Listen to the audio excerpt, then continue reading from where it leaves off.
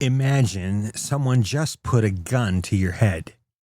A stranger steps out of the dark and says, "Your money or your life." You hand over your wallet. And here's what's important to understand. In that moment, you did exactly what you wanted to do. You didn't feel forced. Not really. In a fraction of a second, you weighed two things: your money against your life. And life won easily. You chose freely. You did the thing you most wanted. Hold on to that, because before this is over, it's going to change how you see everything you do. If this is the first time you're here, welcome. For 3 videos now, we've been chasing one question. Why is change so hard? We looked at heat, the pressure that squeezes the worst out of you. Then thorns, the ugly behavior that overflows from somewhere deeper. But both left the real question open. Underneath the thorn, underneath the overflow, what's actually down there? Today, we go underground.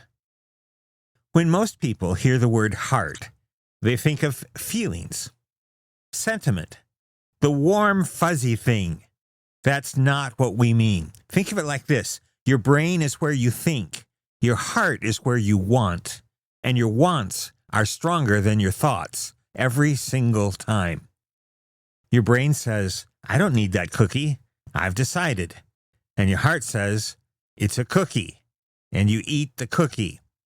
You're probably calling that weakness, telling yourself you just need more discipline. Here's the harder answer. Your heart is the engine, not your brain, not your willpower. It's where your deepest wants live, and it runs all day long, whether you're listening to it or not. Here's one you've lived. You told yourself that you'd be asleep by 10, and you meant it.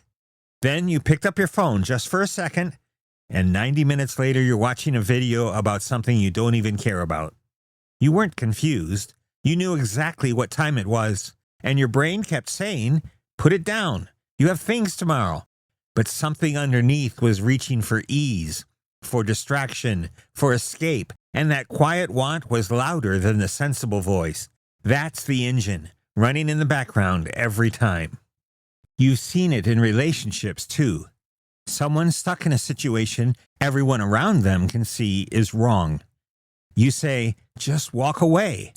And they look at you like you're missing something. They're not confused about the facts. They just want something more than they want the exit. The heart wants what it wants, and until that changes, the behavior isn't going anywhere. Imagine this picture. Your heart is on an incline. When your heart is pulled towards something, going after it feels like rolling downhill. Easy, natural, almost automatic. But when the thing you're trying to do runs against what your heart actually wants, you're pushing uphill every day against gravity. You know this one. You've made the resolution. New year, total certainty. This time is different, and you meant every word. 6 weeks later, the gym card was at the bottom of your bag. Not because you stopped wanting to be fit. That want was real. But there was a deeper want that won the competition every morning the alarm went off. Sleep, warmth, comfort. Those were downhill. The gym was uphill, and gravity won. You'll see the same physics on a Friday night. You eat well all week, proud of it. On a streak by Thursday, then someone mentions pizza, and you already know how this ends. Not because the week didn't count. Your heart just has a different file open for Friday evenings. Comfort, reward, the sense that you've earned something. That want is real, and it's powerful, and it isn't irrational. It just runs in a direction the salad doesn't. Which means changing behavior without changing the heart was never a discipline problem. It's a physics problem. And no amount of trying harder will ever change the slope of a hill. But hold on. What if the incline itself could change? What if the thing you fought uphill for years suddenly became a downhill run? That's exactly what this whole series is building toward. But to get there, we have to ask a different kind of question. Most of us describe our problems from the outside. Traffic made me late. My boss was impossible. She pushed my buttons and I snapped. That's the outer skin, the circumstance. Peel one layer, and you find what you did. The raised voice, the slammed door, the lie. Peel again, and you find out what you were thinking. The track running in your heart in that exact moment. Don't disrespect me. I deserve better. I'm so tired. I just want 1 hour of peace. That track is always playing. Most people never stop to listen to it. But there's one last layer, and it's the one that matters. Why were you thinking that? What were you craving? What was your heart reaching for? Picture the argument with someone you love, the one where you said things you regret. The circumstance, they bothered you. The response, you raised your voice. The track, I will not be treated this way. I matter. That's the explanation. But why that track? The honest answer? Maybe underneath it all you were terrified that you don't matter, that you're invisible, that if you don't fight for your own significance right now, nobody else will. That's the motivation.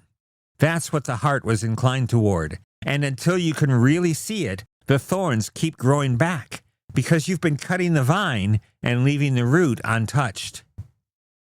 3,000 years ago, a king made a string of choices so destructive they nearly unraveled everything he'd built. His name was David. He'd loved God his whole life, written songs about him, led a nation, and in one season, following what his heart wanted, he tore most of it down. Lives were ruined. Trust was broken. And no plan, no resolution, no fresh burst of willpower could undo a single piece of it. When he finally stopped running and sat with the full weight of it, he didn't make a resolution or a better plan. He didn't tell himself to try harder. He prayed one of the most honest prayers ever written. Create in me a clean heart, O God, and renew a right spirit within me. That's Psalm 51:10. He didn't ask for more discipline. He didn't ask for a better strategy. He asked for a new heart, because David understood the thing most of us spend a lifetime avoiding.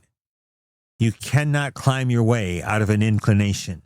You need the incline itself to change, and that is not something any of us can do for ourselves. There's a sharp edge to this, because sometimes the heart is inclined towards something that looks exactly right.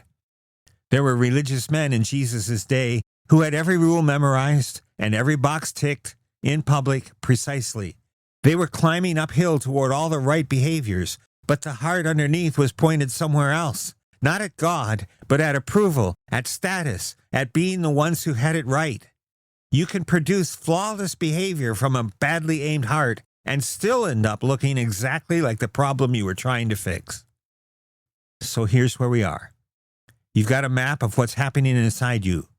Heat squeezes you. Thorns come out. And underneath them, your heart has been inclined towards something, a desire, a craving, a need that you probably never said out loud. The next video asks the hardest question yet. What if the most dangerous heart in the room isn't the one that's obviously broken, but the one that's quietly certain it isn't? The faithful one, the rule keeper who has done everything right for years and slowly grown allergic to grace. That's the hardest stop on the clock so far, and we'll be there next, moving from 3 o'clock to 4. You will always do what you most want to do. Change what your heart wants, and you change everything.